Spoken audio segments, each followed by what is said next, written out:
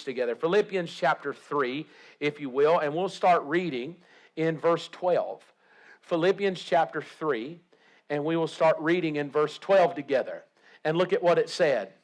Not that I have already attained, or already, I love this next word, or am already perfected. Look at the person next to you and tell them you're glad they're not perfect.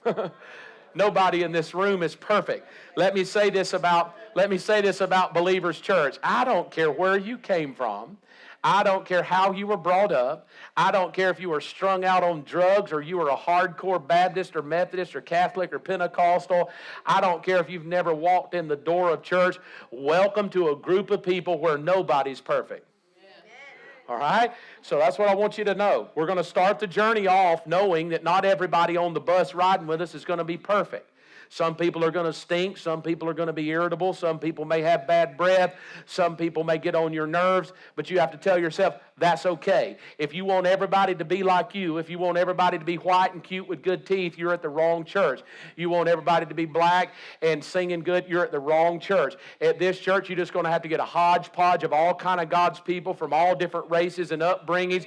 You're going to have to learn how to deal with people who clap, learn how to deal with some people who shout, learn how to deal with a woman who goes, woo!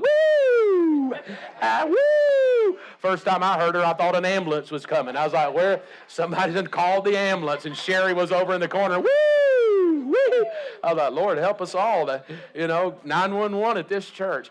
But let me tell you something. I've heard people say, well, if we get too crazy, we run people off. Listen, I want to help everybody out. There's not one person in here that's been to a family reunion where all your family's normal.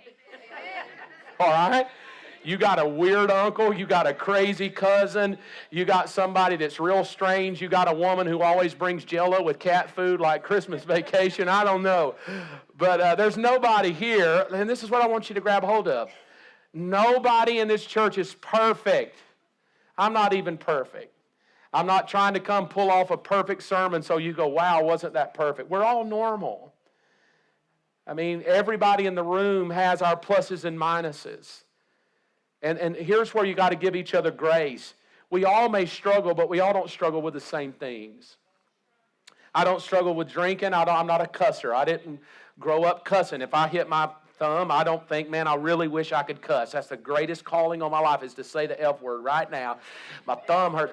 I just wasn't raised that way, so I'm not a cusser. I hit my thumb, I do Jesus, or even if you don't believe in speaking in tongues, if you hit your thumb, you will. You'll be like, shall I shoot a pecan down? So, the reality of life is if we're going to grow together, if we're going to be a church together, you just got to realize some of your brothers and sisters that come in the door aren't going to be perfected. Some of them are still going to be smoking. Some of them still may have a beer or a glass of wine. Some of them may still have a potty mouth and foul language.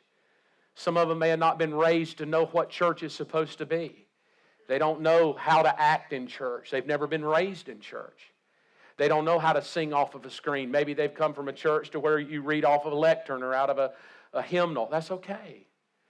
Not everybody has to stand up and sing. Not everybody has to dance. Not everybody has to clap. Not everybody has to shout. We don't get mad if you don't. Because what we have to realize as a family is we're not all perfected yet. But we got to say this. I can't get mad at the people who don't clap no more than I can get mad at the people who love to dance. Because we're a family. It would be ludicrous if I thought all of my daughters acted identically the same. 2 of them act just like me. I won't tell you who they are, you know. 2 of them act just like their mother. Stella raises her hand. That's me. Bless her. Don't bless her heart. That's a good thing to be like me. Bless her heart. There's no hope for her now. God, just help her. Have Mark pray for her, But I mean, the reality is, when Robin and I had Olivia, our first daughter, she was high maintenance. Every 5 seconds, having to hold her and